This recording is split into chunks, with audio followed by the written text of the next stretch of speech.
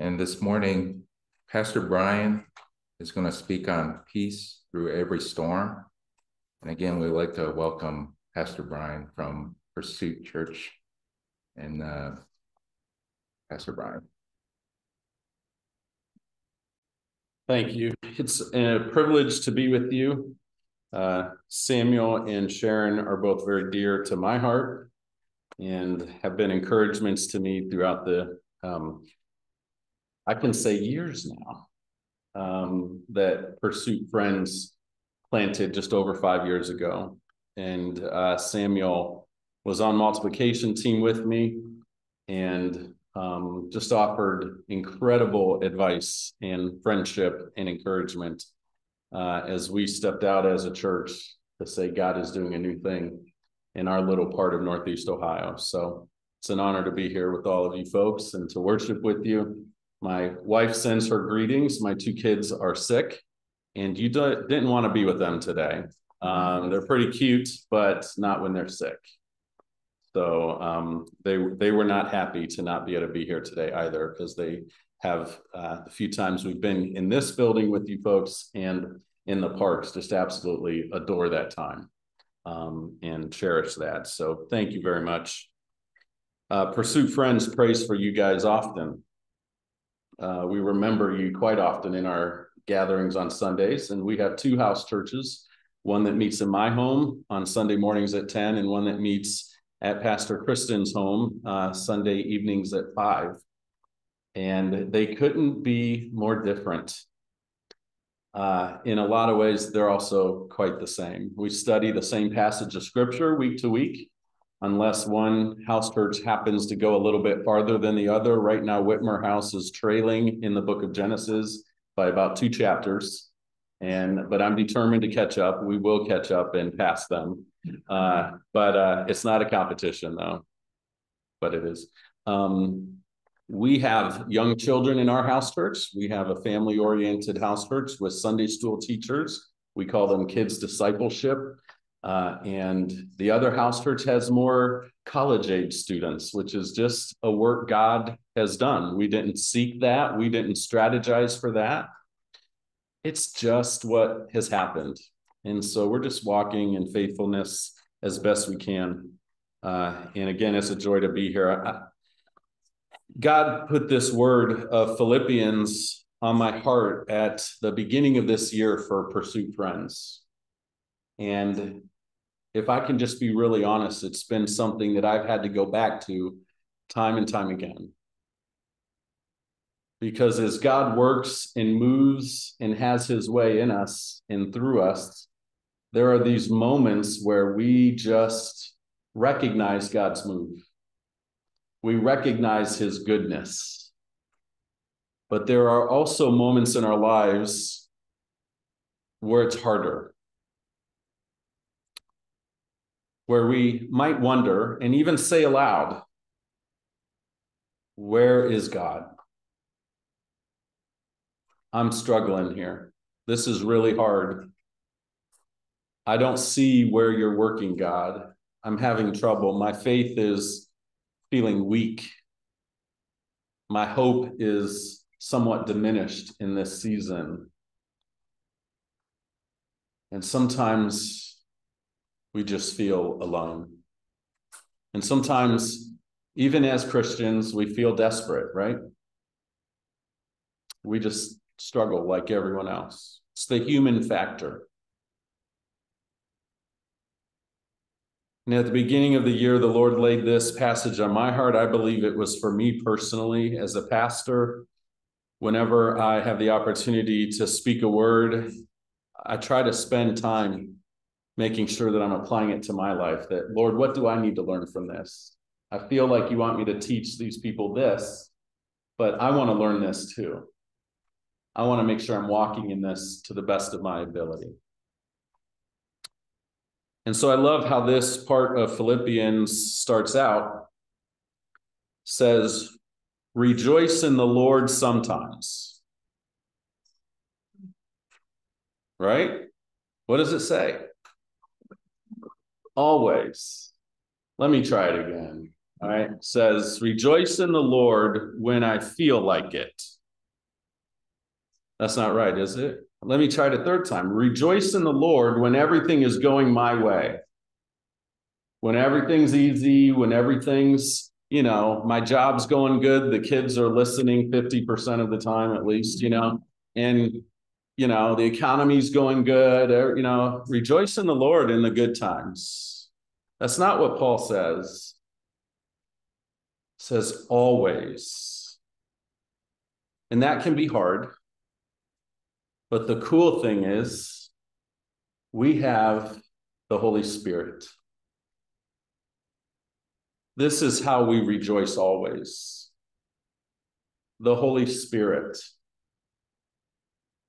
What I'm finding more and more in America is that we worship the Father, the Son, and the Holy Scriptures. We have delegated the Holy Spirit over here to be something that we feel every once in a while.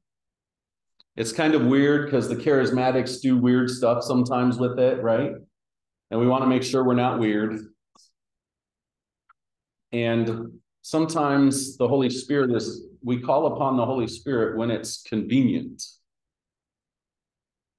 But the Holy Spirit is Lord every bit as much as Jesus is Lord. The Holy Spirit is Lord every bit as much as God the Father is Lord. And it's the Holy Spirit who helps us as followers of Jesus to rejoice in the Lord always. This is what our world needs to see. This is what our countries need to see now more than ever. I don't know if you watch the news. I try not to. More now than ever, I'm watching less of the news. But there's all kinds of upheaval happening all around us. All kinds of war, persecution, hardship, economically, every which way. We've got an election coming up in the US, and oh my goodness, Christians, we need to be rejoicing in the hope we have in Jesus Christ. Amen. And Paul is so emphatic about this. This is so important. He repeats himself and says, I will say it again, rejoice. Is anyone singing the Sunday school song in their head? Rejoice, rejoice, and again I say rejoice. You're welcome for the rest of the day as you sing that in your head. It's so important that we as Christians be a rejoicing people through every storm. When times are good, bad, happy, or sad, we ought to be a rejoicing people. It doesn't mean that we need to be satisfied that we're in certain situations and circumstances. It doesn't mean we don't take time to lament the hard things in our life, broken relationships, loss of job, not enough money in the bank, kids going crazy. It doesn't mean we don't recognize and understand and appreciate those things. But it says at the end of the day, we choose to say, Jesus, thank you. I will rejoice in you. And then he says this, and this is something that has shaken my world this year and changed me. Paul says in verse 5, let your gentleness be evident to all. Sit with that for a minute. Let your gentleness be evident to all. This is really important. In our culture here in the US, is gentleness revered? Not at all. Not for 1 second. We might go, oh, look at that. Wow, they're humble, or wow, they're nice. But in order to get ahead, you got to be rough. In order to get ahead, you got to push, you got to run over people. And Paul is saying, even in a culture when he wrote this, where it was very similar, Paul is saying, no, Christian, you should be different. You should be known by your gentleness. As we face an election Please be known by your gentleness, not by how rough you are and how outspoken you are and how firm you are with who the right candidate is. Listen to other people. Love other people. Learn why they're voting the way they are. And pray and love on them and serve them. And be known for gentleness. I wonder what would happen if we were known by our gentleness.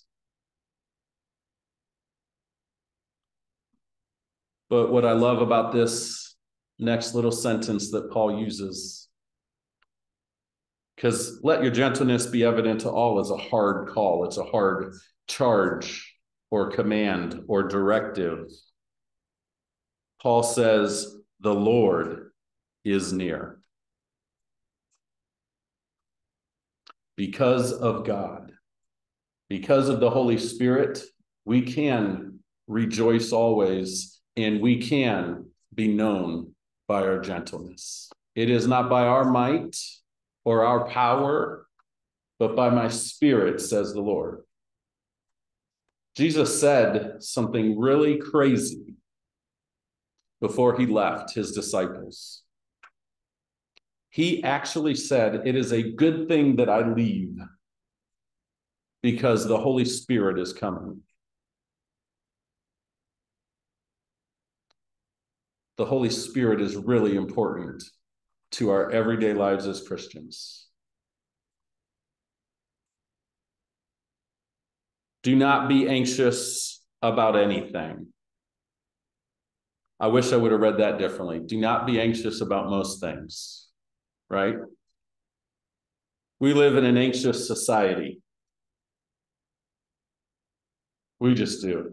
People are anxious, they're scared, they're nervous, they're worried, they're doubtful about their own selves, how we look, how we talk, how much education we have or don't have. And we live in an anxious culture.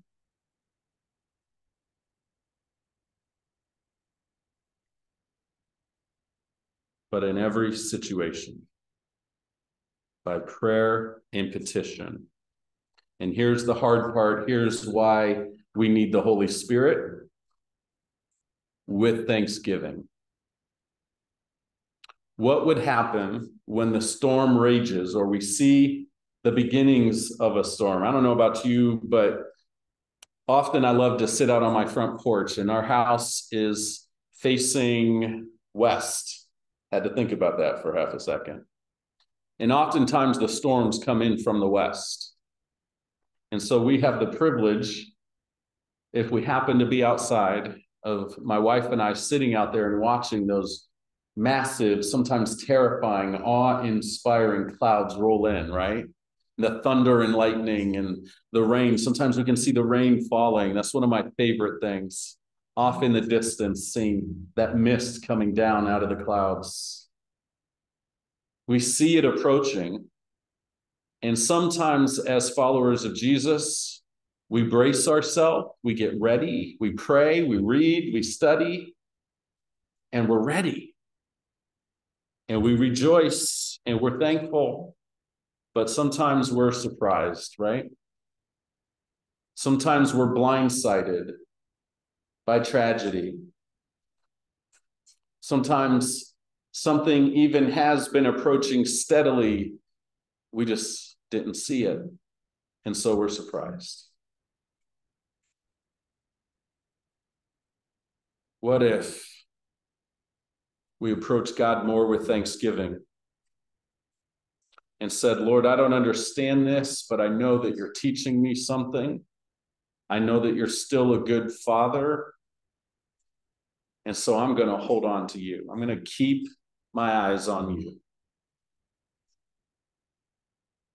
What if when the world fell apart around us, instead of focusing on the anxiety, instead of focusing on all the things that seem to be going wrong, what if we got down on our face before the Lord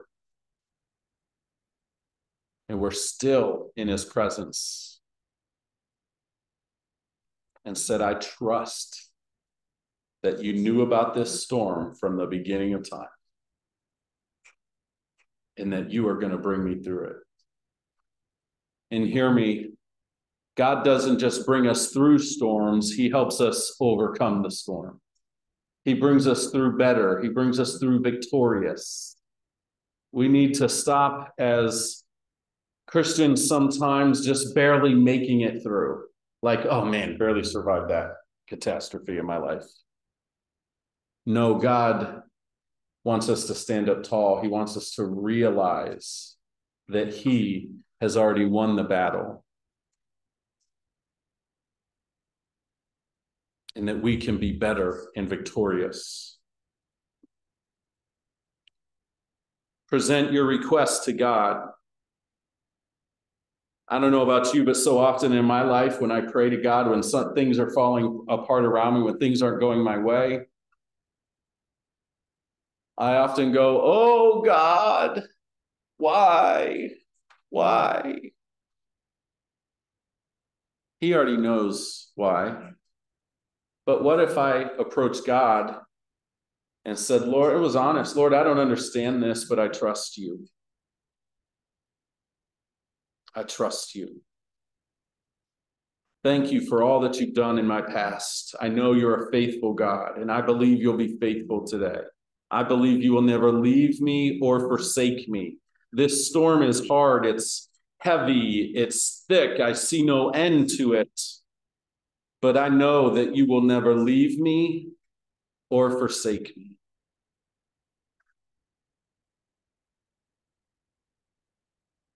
I love the difference between Peter and John, because Peter really didn't get a lot until he was standing on a beach with a fire with fish already prepared.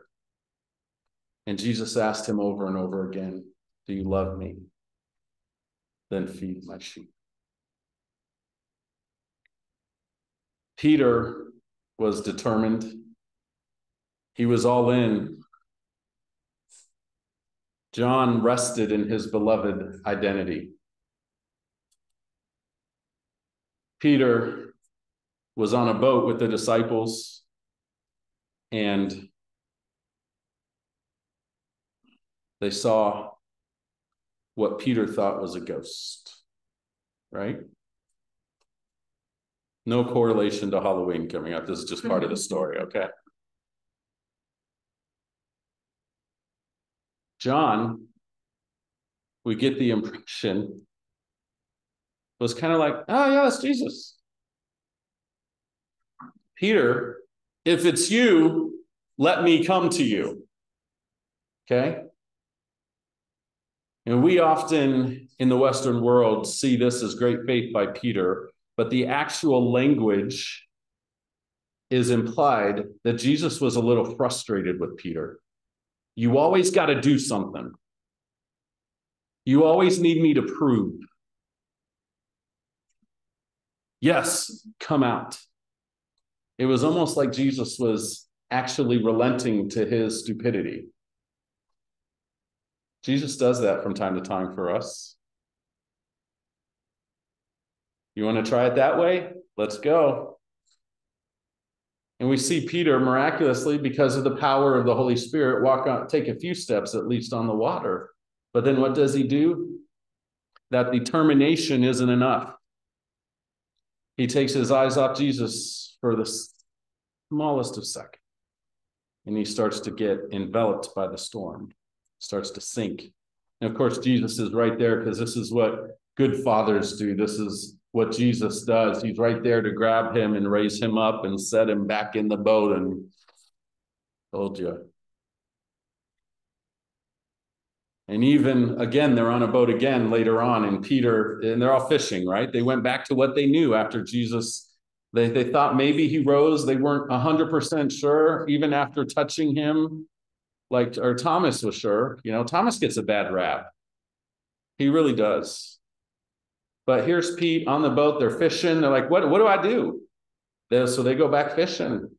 They see this figure on the beach. Peter doesn't know who it is. I believe John knew who it was right away. And Peter can't wait, and he jumps in the water. He starts swimming. And John's like, hey, Jesus will be there when we get there, Pete. Okay, fellas, row,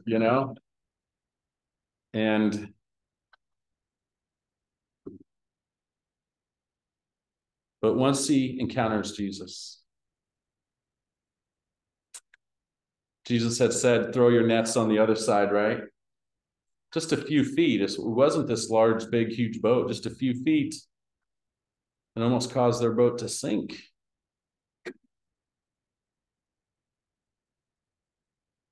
Pete swims, dries himself off, gets to shore. Jesus has a fire going, and what's remarkable is there's already fish on the fire. I don't believe Jesus fished. I believe that just happened, if you catch my meaning. It was there for him. And Jesus was saying to his disciples, I'm going to make you fishers of men, but I've already prepared the feast for you. I'm doing the hard work. What I have to offer is much better than anything you could work towards, labor for. Just follow me. And for the first time, I believe Peter, who was determined, who was eager, who was set on doing everything he could, for the first time, Peter relented to the fact that he could not do it on his own, that he needed to fall madly in love with Jesus. He needed to surrender everything to Jesus. And as Jesus calls Peter out uniquely and says, if you love me, feed my sheep. And he says it several times in different ways and different tones. And finally, Peter gets it. If you love me. I believe what Peter experienced in that moment was he said in his heart, he loves me. And I don't have to earn that love. He's called me to obey and to serve and to follow. And then, of course, we see Pete go on to do incredible things. He's a little bit weird about the circumcision thing with Paul later on. But Peter finally got it. Today, I hope that you get how much God loves you. And finally, brothers, verse 8, or I'm sorry, I don't want to skip ahead. Verse 7, in the peace of God, which transcends all understanding, will guard your hearts and your minds in Christ Jesus. And the peace of God, which transcends, goes before, in spite of,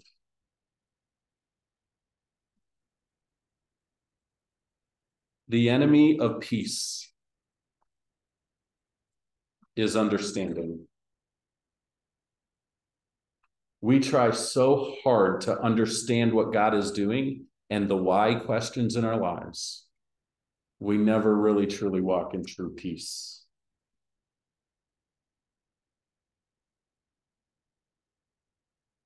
It's not that God doesn't care about us understanding or wanting to know the why. It's we often want to know the why and the outcome before we actually trust God. We want to make sure we get where God is leading us. And Jesus is saying, my way is higher than your way. My thoughts are higher than your thoughts. Trust me. I've done this so often in my own life where I tried to understand what the next step was, and I never achieved full peace. It's only when I surrendered to the Holy Spirit fully and completely did that peace enter in. The enemy of peace is understanding. It transcends, it comes before understanding. We've gotten this backwards in the American church for sure.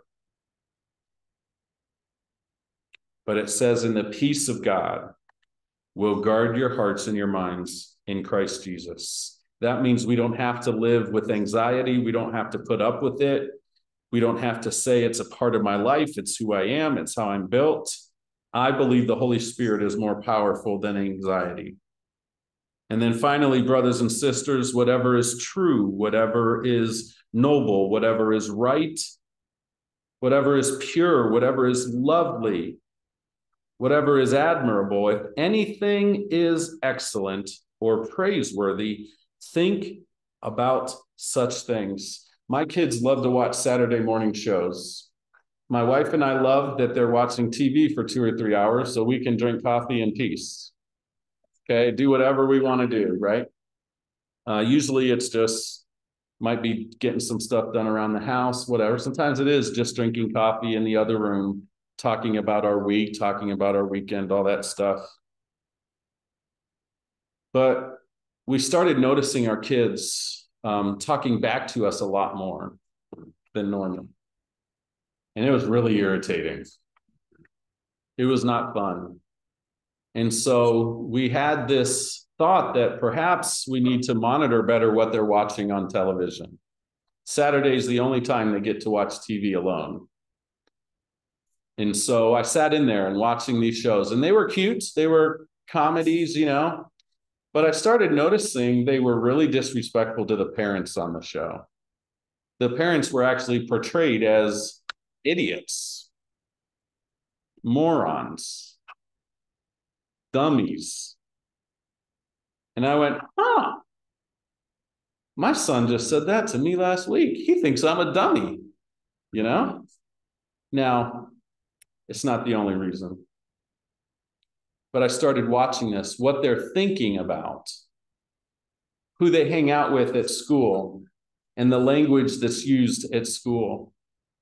All of these things affect my kids, and they affect us too, who we talk to, what we watch, what we listen to, who we hang out with, affects how we react to the world.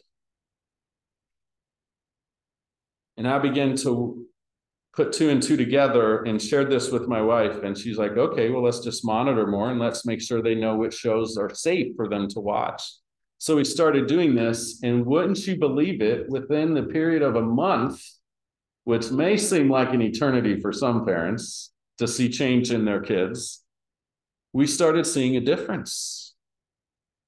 And then my wife and I started realizing, hey, we're part of this problem too, because very often we get frustrated enough with each other that we are not exactly talking respectfully to each other with our kids right there, right? And so we want to teach our kids. We want to give them things to think about.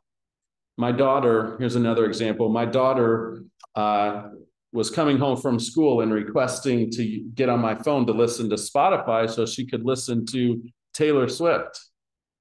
Okay. And so I was like, oh, joy. Yes, let's listen to Taylor Swift. Okay. And so I started, there's a few songs I listened to, and I was guarded about it. Like, okay, this one's okay. You can listen to this one. She never had free reign of my phone to listen to whatever she wanted to. But then Taylor Swift's new album came out, and I was like, oh, she can't listen to any of these songs. It was really disappointing, frankly. And she was disappointed. So here's what the Holy Spirit did. I'm a huge music fan. I love Christian music. And I began looking up artists for my daughter to listen to, giving her alternatives, right? And I found Rebecca St. James. Anybody know Rebecca St. James?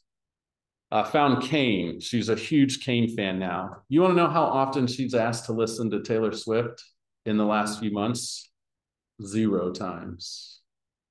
Because she began to be filled up with whatever is true, whatever is noble, whatever is right, whatever is pure and lovely, whatever is admirable, if anything's excellent or praiseworthy, think on these things. And her attitude began to shift. Her outlook about herself even began to shift. Her joy began to come back to her as she began to focus on these things. It wasn't just Rebecca St. James. It was what she was singing about. A God who really loves her, a God who created my daughter, a God who has good things for her. When we're going through the storm, we need to remember the good things. We need to focus on what is true and what is pure. And whatever you've learned or received or heard from me or seen in me, put it into practice. And the God of peace will be with you. Don't let this just be something spiritual and mystical that we think about every now and then. There's a level of obedience we need to have with everything that comes from God. There is often a doing that is required on our part. There's an action.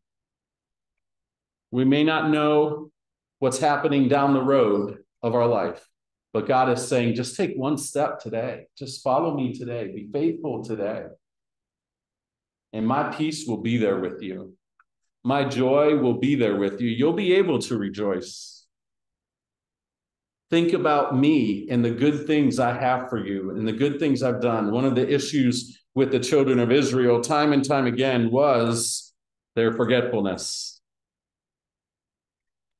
I'll close with this. One of my favorite parts of the Exodus story is the children of Israel just crossed the Red Sea. God just did that. The Egyptian army drowned, and they are now safe for real,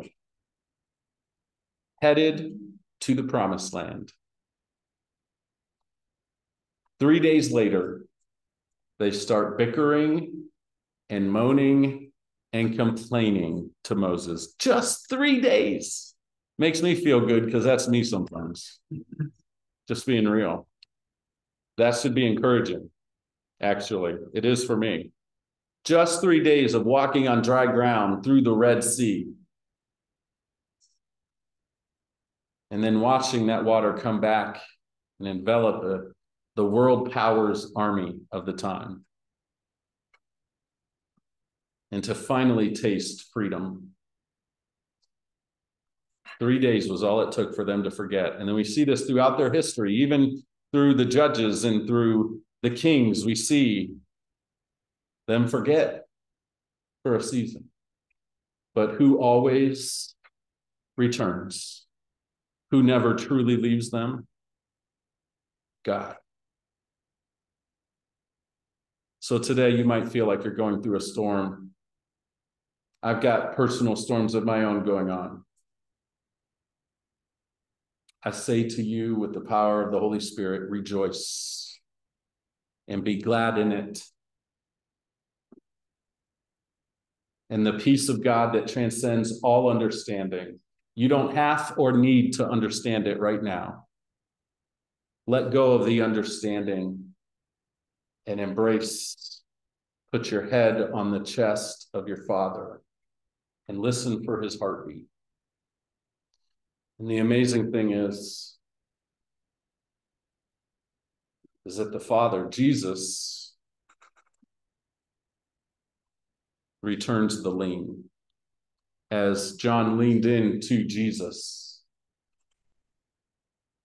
we see a Jesus who would also lean in to John and to us today.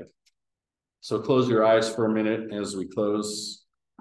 I want you to picture this, that you are sitting with Jesus. Maybe right where you're at, maybe it's in your home, could even be at your office, at work. You're sitting with Jesus, and today he loves you so much that he is putting his head against your chest. And he wants to embrace you that way. He wants you to know how much he loves you. And he is listening to your heartbeat. He is listening to your cries. He is listening to your doubts, your struggles, your anger, your frustration, your anxiety. And he is listening today. And he just says, trust me. I love you. And I have good things for you. Surrender everything. In Jesus' name. Amen. Amen.